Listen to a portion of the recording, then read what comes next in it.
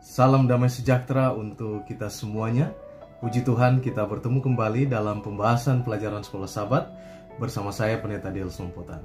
Sebelum kita akan masuk dalam pembahasan pelajaran Sekolah Sabat kita, mari kita tunduk kepala dan kita berdoa. Bapa kami yang bertahta dalam kerajaan sorga, kami datang kepadamu memohonkan tuntunan kuasa Roh Kudus-Mu ketika kami akan mempelajari pelajaran Sekolah Sabat kami, agar apa yang kami pelajari dapat kami mengerti dan boleh kami aplikasikan dalam kehidupan kami setiap hari. Terima kasih Tuhan, berfirmanlah karena kami siap mendengarnya. Dalam nama Yesus kami persembahkan doa ini. Amin. Sebelum kita akan masuk dalam pelajaran Sekolah Sabat kita, bagi Anda yang belum subscribe channel ini, Anda boleh subscribe saat ini juga. Berikan tanda like, komen, dan share untuk jadi berkat bagi orang lain. Kita masih berada dalam pelajaran Sekolah Sabat triwulan yang terakhir di tahun 2020 ini yang judulnya adalah pendidikan. Dan puji Tuhan, kita telah tiba pada pelajaran yang ke-9. Dan judul pelajaran kita pada pelajaran yang ke-9 ini adalah Gereja dan Pendidikan. Gereja dan Pendidikan. Ayat-ayat Alkitab yang menjadi dasar bagi pelajaran Sekolah Sabat kita sepanjang pekan ini terdapat di dalam Lukas 10 ayat 30-38, Matius 5 ayat 14-16, Lukas 4 ayat 18-23, Yeremia 29 ayat 13, Matius 7 ayat 7, dan 1 Tesalonika 2 ayat 6 sampai dengan 8. Sementara itu ayat hafalan kita sepanjang pelajaran Sekolah Sabat di dalam minggu ini terdapat di dalam 1 Tesalonika 2 ayat 6 sampai 8. Dua ayat cukup panjang, kita akan baca. Juga tidak pernah kami mencari pujian baik dari kamu maupun dari orang-orang lain, sekalipun kami dapat berbuat demikian sebagai rasul-rasul Kristus.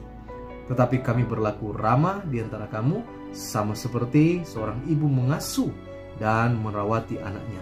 Demikianlah kami dalam kasih sayang yang besar akan kamu, bukan saja rela membagi Injil Allah dengan kamu, tetapi juga hidup kami sendiri dengan kamu karena kamu telah kami kasihi. Gambaran daripada pelajaran Sekolah Sabat kita sepanjang minggu ini yang judulnya adalah Gereja dan Pendidikan termuat di dalam ayat hafalan kita sepanjang minggu ini. Di sana ada unsur penginjilan, di sana ada unsur kesatuan antara pengajar, dalam hal ini rasul, dengan para jemaat yang diajar. Ya, ini melambangkan bagaimana Yesus sebagai guru dengan para murid-muridnya. Dan ada beberapa hal yang akan kita lihat di dalam pelajaran Sekolah Sabat kita sepanjang pekan ini. Bagaimana kaitan antara gereja dan pendidikan. Bagaimana kemudian gereja menjadi sarana untuk terjadinya yang namanya pendidikan di dalam gereja tersebut. Kita akan lihat pelajaran yang pertama, pelajaran hari Minggu yang judulnya adalah Pendidikan Kristen yang Sejati. Pendidikan Kristen yang sejati adalah mengembalikan citra Allah yang telah rusak di dalam diri manusia. Sebagai anggota gereja Masih Advent hari yang ke-7, kita semua tahu dan kita diberkati dengan banyak terang dan banyak kebenaran dari segi doktrin. Banyak doktrin kita pahami dengan jelas, doktrin kematian, doktrin bagaimana hari Sabat 1844 dan hari penghakiman dan yang lain sebagainya. Tetapi pendidikan Kristen yang sejati tidak lain adalah ketika kita harus berada dalam kelemahan, di atas kelemahan dan kejahatan kita sebagai manusia, dan kita bisa melihat Kristus atau kita bisa memperlihatkan Kristus kepada orang-orang yang berdosa. Pendidikan Kristen yang benar haruslah memasukkan ajaran ini. Dan bila tidak ada, maka nama Kristen tidak ada di dalamnya. Jadi unsur pendidikan Kristen yang sejati adalah ketika kita menjadi juru kabar Allah, ketika kita menyampaikan pekabaran kepada orang lain yang ada di sekitar kita, lewat kehidupan kita yang sebenarnya, yang merupakan surat yang terbuka, kitab suci yang dibaca oleh semua orang.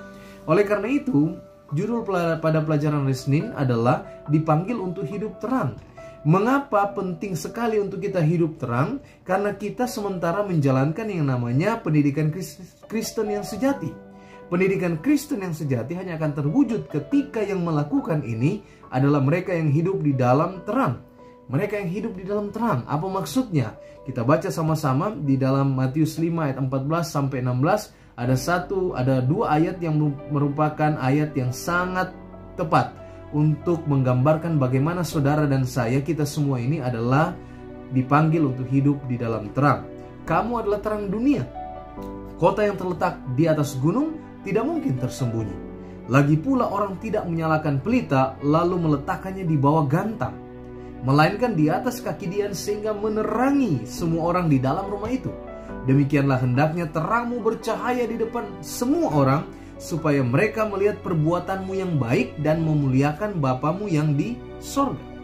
Kita semua dipanggil untuk hidup sebagai terang. Ketika kita hidup sebagai terang, maka kita dapat memantulkan terang itu kepada orang lain yang ada di sekitar kita. Dan tujuannya bukan untuk kesombongan kita, tapi tujuannya adalah untuk memuliakan Bapa yang di sorga. Baik kita memuliakan Bapa di sorga maupun orang yang kita, dalam hal ini kita injili mungkin, atau terpancar lewat terang yang kita salurkan, maka dia juga akan memuliakan Bapa yang di sorga. Dan Yesus melakukan hal itu ketika dia berada di atas dunia ini. Dia menjadi terang bagi orang-orang yang ada di sekitarnya. Ketika dia melayani di tepi danau Galilea, banyak hal yang dia lakukan di mana dia menjadi terang penuntun bagi orang-orang yang dia ajar atau murid-muridnya. Oleh karena itu, murid-murid Yesus harus hidup sebagai murid-murid Yesus yang benar-benar, yang sejati. Ini adalah pelajaran hari Selasa. Bagaimana untuk hidup sebagai murid-murid? Apa artinya murid? Murid adalah guru, murid belajar dari guru. Ada satu proses pembelajaran yang harus diikuti. Oleh karenanya penting sekali untuk kita menyadari bahwa kita ini adalah murid daripada Yesus.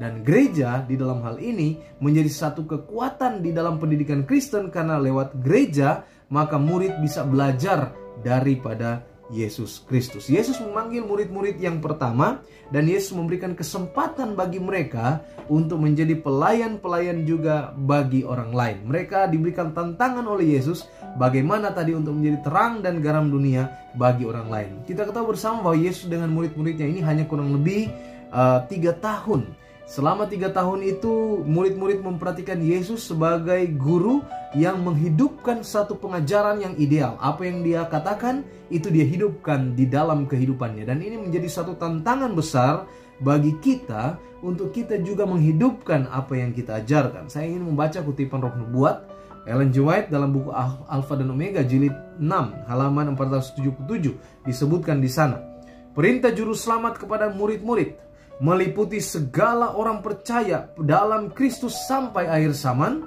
Semua orang yang telah menerima ilham surga dipercayakan Injil itu. Semua orang yang menerima hidup Kristus ditentukan untuk bekerja bagi keselamatan sesamanya manusia. Untuk pekerjaan inilah jemaat didirikan. Dan semua orang yang mengadakan janji suci itu berjanji dengan demikian untuk bekerja bersama-sama dengan Kristus. Jadi murid-murid Yesus ini harus menghidupkan satu kehidupan yang benar-benar adalah murid Yesus. Dalam hal ini dia harus menjadi penginjil untuk memuridkan orang lain yang ada di sekitarnya. Kalau dia melakukan itu, maka tercapailah tujuannya sebagai murid daripada Yesus. Oleh karena itu, misi dari pendidikan Kristen yang sejati adalah memuridkan orang lain. Kita harus menjadi guru bagi orang lain, menuntun orang lain kepada jalan keselamatan. Pelajaran hari Rabu judulnya adalah mencari kebenaran. Ketika kita sementara menuntun orang dalam kebenaran, mencari kebenaran, maka orang tersebut kemudian menjadi pencari kebenaran. Nah, yang harus kita perhatikan di sini bahwa Alkitab penuh dengan cerita bagaimana orang-orang ini ketika sementara mencari pekerjaan, mencari kebenaran, ada banyak sekali tantangan yang dihadapi. Ada pertanyaan-pertanyaan, ada ketakutan-ketakutan, dan ada juga pengharapan dan kegembiraan. Dan bagaimana untuk mencari kebenaran ini, mencari jawaban atas setiap pertanyaan yang terjadi di dalam kehidupan ketika juga kehidupan menjadi sulit, maka ada banyak pertanyaan yang muncul. Nah, disinilah kemudian bagaimana kita mencari kebenaran yang hakiki, yang berlandaskan pada Yesus Kristus. Kita hidup di dalam dunia yang penuh dengan misteri. Ada banyak hal yang perlu kita mencari jawaban. Tetapi ingat bahwa Tuhan telah memberikan kita Alkitab untuk menjadi penuntun, menjadi satu peranan utama ketika kita mencari jawaban tentang kebenaran itu. Pengkhotbah 3:11, Salomo berkata seperti ini, ia membuat segala sesuatu indah pada waktunya. Bahkan ia memberikan kekekalan di dalam hati mereka. Tetapi manusia tidak dapat menyelami pekerjaan yang dilakukan oleh Allah dari awal sampai dengan akhir. Apakah ini dimaksudkan oleh Salomo dengan menuliskan akan kalimat ini? Kita boleh telaah lebih dalam bahasa Ibrani. Olam itu sebagai kekekalan, yang artinya bisa diterjemahkan juga sebagai satu perasaan dari masa lalu dan masa yang akan datang. Jadi sesuai dengan ayat tersebut, Allah telah menempatkan di dalam hati dan pikiran kita sebagai manusia satu rasa malu, satu rasa masa lalu dan masa yang akan datang. Itu yang dinamakan dengan kekekalan. Jadi pertanyaan-pertanyaan besar mengenai hidup dan keberadaan kita secara umum telah diberikan jawaban oleh Allah. Adalah satu kesempatan yang istimewa, juga satu tanggung jawab yang istimewa ketika kita harus kemudian hidup selaras dengan kehendak Allah. Apakah pendidikan Kristen tidak menunjukkan jawaban terhadap pertanyaan-pertanyaan ini? Oh tidak, saudara. Semua pertanyaan tentang kehidupan ini ada di dalam Alkitab. Asalkan kita mau mencari kebenaran itu, maka Alkitab akan membukakan kepada kita kebenaran itu untuk menjawab setiap pertanyaan di dalam kehidupan kita. Setiap keraguan, ketakutan, dan lain sebagainya, jawabannya ada di dalam Alkitab. Pelajaran hari Kamis menyampaikan satu judul kepada kita, yaitu membagikan kehidupan kita. Setelah kita menjadi murid, setelah kita mencari kebenaran, setelah kita memperoleh kebenaran, maka saatnya kita membagikan kehidupan kita. Saatnya kita membagikan pekabaran itu kepada orang yang di sekitar kita lewat kehidupan kita. Saya sampaikan tadi bahwa kita adalah surat terbuka yang dibaca oleh semua orang. Dan kita dibaca supaya juga mereka memuliakan Bapa yang di sorga. Kita berhadapan dengan yang namanya saat ini kehancuran komunitas dalam masyarakat, di mana kita hidup di zaman di mana pemahaman Alkitab mengenai gereja tidak pernah lagi bermakna. Sebagaimana yang disebutkan di dalam Matius 8:20, bahwa sebab di mana 2 atau 3 orang berkumpul di dalam namaku, maka aku ada di tengah-tengah mereka. Nah, disinilah ada komunitas-komunitas kecil yang harus berkumpul bersama-sama untuk berdoa, menyanyi, mendengarkan firman, dan lain sebagainya. Nah, kelompok-kelompok yang berbakti inilah kemudian menjadi sekolah-sekolah gereja, di mana juga anggota-anggota baru mengenal Alkitab dan mengenal Tuhan Yesus. Dan ada satu hal yang sangat penting dalam proses pembelajaran ini, dalam kita membagikan kehidupan kita kepada orang lain. Roma 12 ayat 2 berkata, janganlah kamu menjadi serupa dengan dunia ini, tetapi berubahlah oleh pembaruan budimu. Hal ini menganjurkan kepada saya dan saudara untuk kita sebagai gereja juga harus mengambil tugas pendidikan ini dengan sungguh-sungguh dan teramat serius, sehingga kita boleh menjadi surat yang terbuka yang dibaca oleh semua orang. Umat percaya mula-mula percaya bahwa di dalam masyarakat Injil itu harus dihidupkan dengan lebih baik. Cara menghidupkannya adalah dengan mempraktekkan itu di dalam kehidupan kita.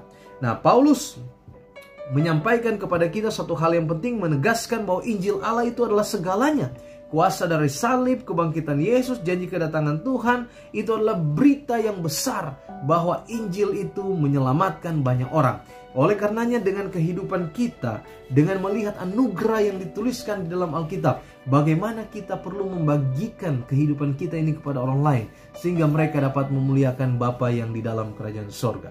Jadi pendidikan dan gereja punya satu keterkaitan yang erat dan kokoh, di mana di dalam gereja terdapat sistem pendidikan, dan pendidikan itu sendiri adalah pendidikan Kristen. Apa inti dari semuanya ini? Yaitu pemuritan. Kita belajar dari Yesus sebagai guru kita, dan setelah kita belajar dari Yesus, maka kita juga perlu memuridkan orang lain. Lewat apa? Lewat kehidupan kita. Kehidupan kita menjadi surat yang terbuka untuk orang lain, sehingga mereka boleh belajar mengenal akan kebenaran, mereka mencari kebenaran, mereka menemukan kebenaran, dan memuliakan Bapa yang di sorga. Bukan untuk kesombongan kita, tapi untuk kerendahan hati kita. Belajar hidup rendah hati untuk kita boleh menjadi serupa dengan Kristus di dalam kehidupan kita.